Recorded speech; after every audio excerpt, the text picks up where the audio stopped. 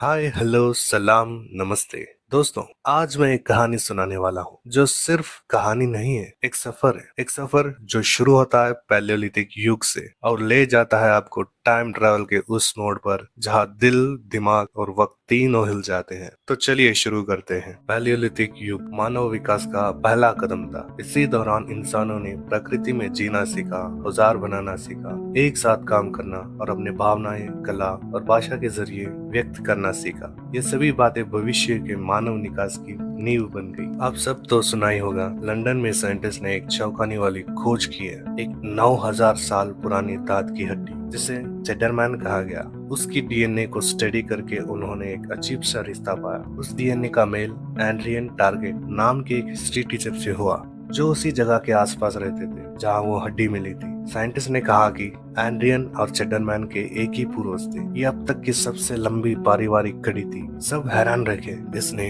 ये दिखलाया कि आज भी हम अपने बीते हुए कल से जुड़े हुए हैं। कुछ लोगों में एक विशेष डीएनए था जिसे कुछ साइंटिस्ट टाइम क्रोनोफैक्टर कहते थे। इन लोगों के सपने गहरे होते हैं, सोच अलग होती और कभी कभी ऐसा महसूस होता है कि जैसे वो पहले भी जी चुके हैं। सारा लोग इस बात पर विश्वास नहीं करते थे, पर कुछ रिसर्चर्स मानते थे कि ये क्रोनोफैक्टर इंसान को समय के एहसास करने या शायद उनमें चलने की क्षमता देती है, बिना किसी मशीन के, बस यादों और इंस्टिंक्ट के जरिए। ज्यादातर लोग जिनमें ये क्रोनोफैक्टर था वो इस बात से अनजान थे। उनमें से एक थी सूर्या, और उसकी जिंदगी ये साबित करने वाली थी कि कुछ सच सिर्फ अतीत में ही नहीं छुपे होते बल्कि भविष्य में भी। हर कहानी में एक मोड़ होता है, पर ये मोड़ वक्त का है। जहाँ पास्ट और फ्यूचर एक दूसरे से टकराते हैं, वहाँ मिलते हैं हमारे कैरेक्टर्स। वेलकम टू दास की दास्तान। सूर्या पल्लनीवेल केरला में पली बड़ी एक शांत जगह जहाँ हर हवा में कविता थी और हर पेड़ के नीचे कहानियां थी। उसके परिवार का मिलिट्री बैकग्राउंड था।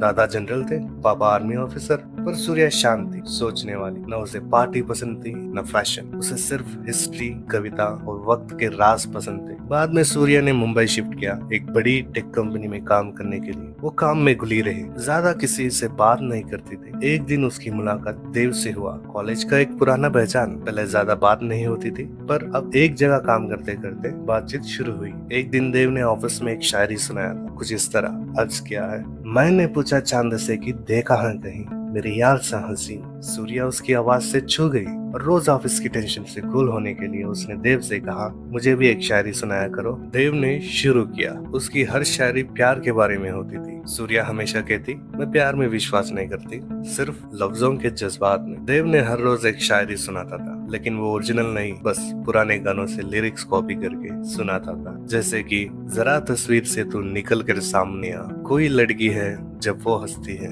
एक लड़की को देखा तो ऐसा लगा ये चांद सरोशन चेहरा, लिखे जो खत तुझे वो तेरी याद में, वो हसीना जुल्फों वाली जाने जहां, तारीफ करूं क्या उसकी जिसने तुम्हें बनाया। मेरे सामने वाली खिड़की में एक चांद का टुकड़ा रहता था, मेरे सपनों की रानी कब आएगी तू, ये रातें, ये मौसम, नदी का किनारा, अरे हमें तो अपनों ने लूटा। सूर्या को मालूम था कि वो फिल्मी गाने हैं, लेकिन वो देव की एफर्ट्स को पसंद करती थी, जो उसने पुराने गानों में से लिरिक्स उठाकर शायरी बनाकर उसके लिए इजहार करता था। पर वक्त के साथ दोनों करीब आए, पर उन्होंने कभी अपने दिल की बात नहीं कही। शायद डर था, शायद वो किसी पल का इंतजार कर रहे थे।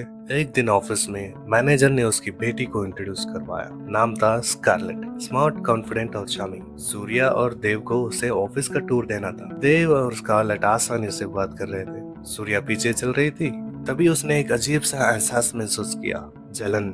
स्कारलेट देव की बातों पर हंस रही थी, उसके कंधों को छू रही थी। सूर्या का दिल दुख रहा था, पर क्यों वो समझ नहीं पाई। स्कारलेट ने सूर्या से कुछ पूछा, पर सूर्या के दिमाग में तो कुछ और ही चल रहा था। वो बिना कुछ कहे गुस्से में वहाँ से चली गई। स्कारलेट ने देव से कहा, क्या मैंने कुछ गलत कहा? देव भी कुछ समझा नहीं। बाद में देव ने सूर्या को ढूंढते हुए कैफेटेरिया पहुंचा। वहाँ सूर्या अकेली बैठी थी, गुस्से में। देव ने उसे हंसाने की कोशिश की, एक गुलाब दिया, एक शायरी बोला, बाइक राइड पे बुलाया। सूर्या मान गई, पर उसका दिल अभी भी भारी था। जब दोनों शहर में घूम रहे थे तो ठंडी हवा उनके बीच के गुस्से को हल्का कर दिया। दोनों बातें कर रहे थे, पर कहीं ना कहीं तनाव अभी भी था। वो ट्रक उन्होंने देखा ही नहीं, टकराव हुआ, हर चीज धुंधली हो गई। सूर्या ने आंखें खोली और देखा देव जख्मी था, उसकी तरफ घिसते हुए आ रहा था। उसने सूर्या का हाथ पकड़ा और चिल्लाया। फिर सब कुछ अंधेरा हो गया और सब कुछ रुक गया।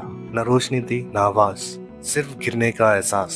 तारों, रंगों और सन्नाटे के बीच। फिर सूर्या ने आंखें खोली। वही रोड थी जहाँ एक्सीडेंट हुआ था। सब कुछ नॉर्मल लग रहा था, पर कुछ अलग था। हवा में कुछ अजीब था। सड़क खाली थी, बिल्डिंग्स पुरानी लग रही थी, लोगों के कपड़े भी अजीब थे। सूर्या ने एक आदमी से पूछा, ये कौन सी जगह है? मैं कहाँ हूँ? और तुम रेट्रो स्टाइल के कपड़े क्यों पहने हो? कोई मूवी की शूटिंग चल रही है क्या? मुझे बाहर जाना है, एग्जिट का रास्ता बताओ ना। आदमी ने चौंक कर बोला, मूवी की शूटिंग? देखने में तो आप भी कुछ अजीब लग रही है। कहाँ से आई हो? और आज तो बस मंगल है, और वैसे भी कल दिलवाले दुल्हनिया ले जाएंगे रिलीज होने वाली है। सूर्या ने कहा, री रिलीज हो रही है क्या? Re release? ये क्या बोल रही है मैडम? सूर्या ने पूछा, ये कौन सा साल है? आदमी ने कहा, 19 अक्टूबर 1995। सूर्या का रंग उड़ गए। शौक में उसने पास की दीवार पर एक पोस्टर देखी। फिल्म का नाम था दिलवाले दुल्हनिया ले जाएंगे। कल रिलीज होने वाली थी, पर पोस्टर पर शाहरुख खान नहीं था, देव था, मुस्कुराता हुआ, एक बॉलीवुड हीरो की तरह। सूर्या के हाथ कांप गए। उसने पोस्टर को छुआ। दिल तेज धड़क रहा था। कुछ तो हुआ था। वो समय के पार आ गई थी। देव जिंदा था, और शायद उनकी कहानी अभी भी बाकी थी। क्या ये दूसरी टाइमलाइन थी?